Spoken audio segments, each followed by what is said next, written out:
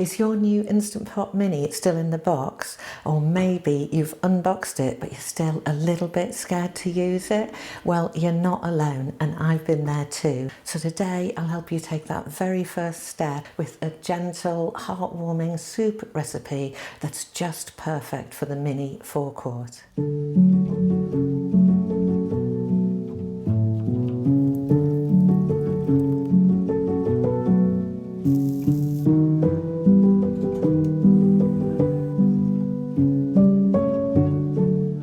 If we've not met before, I'm Susan from Cooking and Calm, and I've been cooking with InstantPot since 2016. That's 10 years. So this recipe is designed for your very first cook with the Mini. We'll go through the buttons together, learn how natural pressure release works, and I'll show you the one thing you really need to know to avoid the mistake that most beginners are most worried about, the dreaded burn notice. And my aim is that by the end of cooking this recipe, you're going to not only have a really warming, beautiful meal, but you're also going to have zero fear of this machine. Convinced? Okay. Here's what you're going to need. We're going to use some oil of your choice. I'm using olive oil, cumin seeds, mustard seeds, 1 chopped onion, red lentils, a bay leaf, a chilli, that's optional. I'm using a jalapeno today. You can also use a dried chilli, a can of chopped tomatoes, stock of your choice, apple cider vinegar, and some tomato puree. And then again, optional, I like to get in some greens where I can, so I like to add a bit of baby spinach right at the end. But if that's not for you, you don't need it. And this soup is one of my favourites, and this version will make 3 hearty portions of soup and 4 smaller portions if you're not as hungry as we always are. If you're cooking for 1 or 2, it's perfect for meal prep. It'll keep in the fridge 3 or 4 days, or why not freeze a portion and give a gift to your future frazzled self who hasn't got time to cook. Now we're going to start the soup just as you would on the stove top by getting a little bit of flavour going by giving the onions a sauté. So let me show you how to use sauté on this InstantPot Mini. So I'm going to click sauté.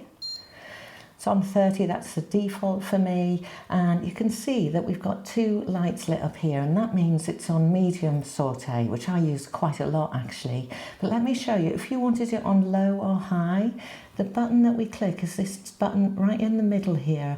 On mine it's got an icon of a clock and a temperature, so it's on clock at the moment. I could adjust the clock, but if I click that button, the lights are now flashing, and I can use the up and down keys to either turn it onto high or bring it back down to medium or bring it down to low. So I'll put it back onto medium for this, and I'm going to click the on off button, and now the InstantPot is showing us it's in preheat mode. And this preheat mode is actually important. So when you're cooking with stainless steel rather than non-stick or ceramic, it's important to get the pot hot before you put in any oil or any food. So that preheat is telling us I'm not ready for any oil or anything yet. So we just have to be patient and wait until the InstantPot tells us it's ready to go to add the oil. So step 1 in this soup, we're going to give our spices and onion a bit of a sauté to get some flavours going before we get the rest of the ingredients in and ready to get onto pressure cook. There it goes. So once it's hot, we're going to add our oil, and I'm just going to give a little sauté to our whole spices to get those flavours going. That's our cumin and our mustard seeds. So now I'm going to get our onions in.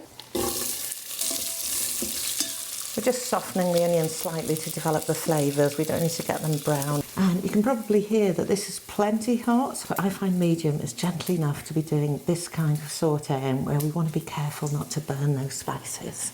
Now I'm going to drop in our whole slit chilli and a whole bay leaf. You can use dried or fresh. I've got a fresh one today.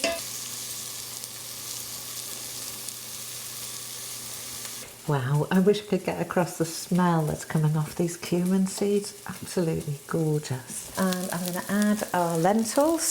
So these have just been rinsed, my red lentils. There's the stir. just letting my lentils sit a little bit longer than I normally would so I can show you how to avoid that burn notice. So the burn notice is when the food starts to stick to the bottom, and this is just like on the stove top, except we're not there stirring with a spoon. So what we want to do before we set off for pressure cooking is to make sure we get any stickiness from the lentils or the onions off the bottom of the pot, and that's called deglazing, and it's super important to avoid that burn notice. It might still happen sometimes, so don't worry. I've got a whole video on what to do when the burn notice happens, so have a look at that if you're not sure. But trying to avoid it as best we can, the most important step is this deglaze. So today I'm going to use a little bit of vinegar to make sure I get anything that's sticking to the bottom off. Let's do that before it becomes beyond repair. Not too bad actually, there's not much here, but often there will be something really kind of stuck to the bottom. So I'm going to use cider vinegar. I could also use my stock, a bit of wine, and I'm just stirring and checking that nothing stuck to the bottom. If there was, that vinegar or a bit of liquid and a bit of pushing around the spoon will get rid of it. So that is ready to go. Pop that back in. Now, extra tip, tinned tomatoes can also cause a burn notice, and we sometimes just lie them on the top of a soup or a stew. In this case, there's plenty of stock going into this because it's a soup, so I'm not at all worried about just stirring in the tomatoes. But if this was a thicker stew more than a soup, I'd probably put those tomatoes on top. Get in our tomatoes. Now all we need to do is add in our stock, and then I'm going to put a bit of tomato puree in, and this can really cause a burn notice. So with this, I'm just going to squirt it on top. I'm not going to stir it through. We turn off sauté. It's this cross button on mine. With this Mini, as I turned it, the lid automatically sealed. So all we have to do now is set away our pressure cook, which on mine is this button here. And that's on 5 at the moment, so we use these up and down arrows to change that time. Just needs 2 minutes for this soup, and then we're going to press play, press on. And I'll leave the keep warm button on. That's what this button here is. It just, a little bit like a slow cooker or a rice cooker, it just keeps the soup warm until you're ready. So now the Instant Pot is going to gradually get warm, and once it's built pressure, you'll see this pink pin on the top come up.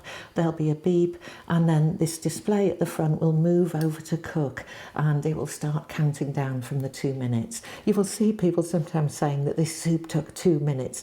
It doesn't take 2 minutes. It's going to take a while to get to pressure, and then it's going to be under pressure for 2 minutes, and then actually we're going to leave it longer. Now you might say I could just as easily do that on the stove, but guess what? With an Instant Pot you can walk away now. You don't need to stir, you don't need to keep your eye on the pot, which is one of the big reasons I think these are the best devices for bringing a bit of calm into the kitchen once you've got over that initial fear, and you will, don't worry. So this Instant Pot is telling you exactly what's happening, which is one of the good things about these new models.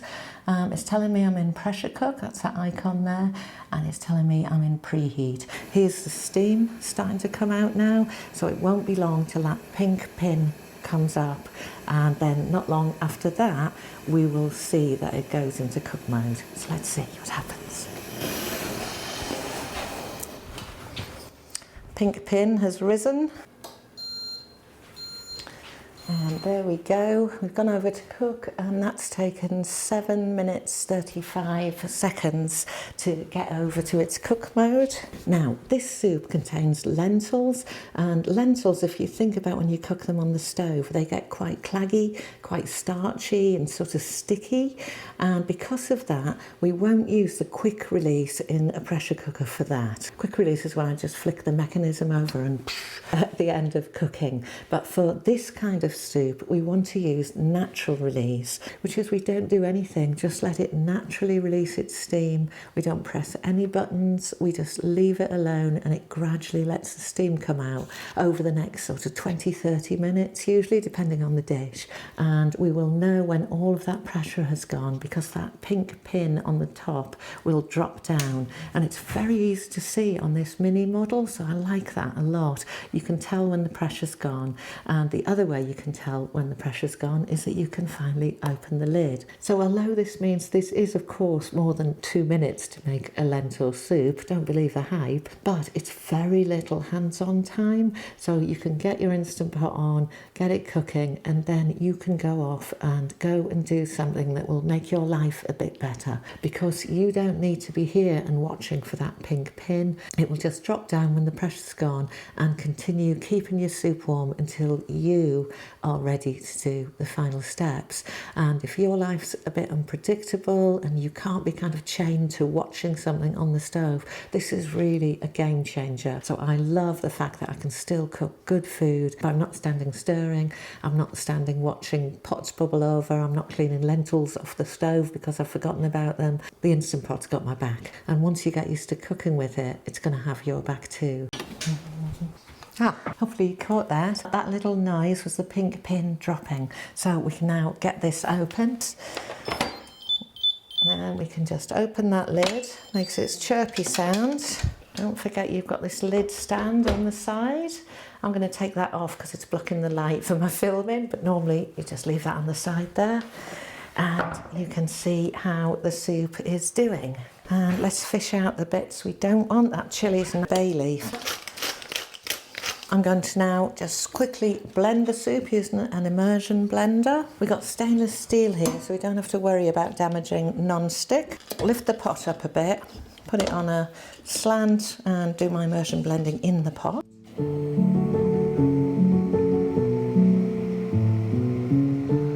Beautiful.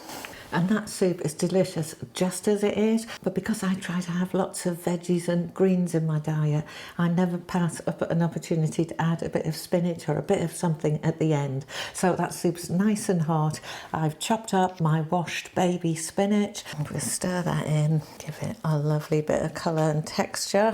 So this is going to be plenty for 3 to 4 portions, depending on how big your portion sizes are. You can put it in the fridge for 3 to 4 days, or you can also freeze it. And I'm going to continue this series of doing easy recipes in this new Instant Pot Mini 4-quart, and they're going to be showing right here as I get them done. But for now, may your kitchen be calm and your food always be good, and I'll see you next time.